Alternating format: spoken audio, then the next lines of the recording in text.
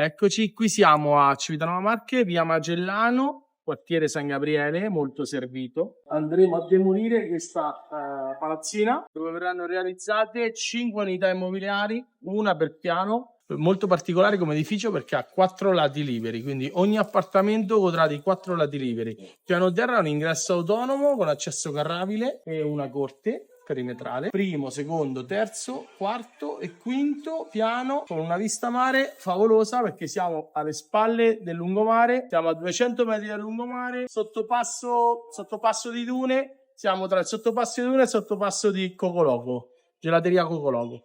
Via Magellano, traversa di via Friuli, zona servita, asilo elementare e medio a 100 metri, supermercato sopra casa, parco pubblico, chiesa, abbiamo tutto nell'arco di 100-200 metri. Edificio in classe A, azienda locale, molto seria, progettista è la stessa titolare dell'azienda, quindi sono loro i tecnici e i realizzatori dell'opera, quindi è una maggior sicurezza per l'edificio, quello che andranno a realizzare. Per tutte le informazioni vi aspetto in agenzia.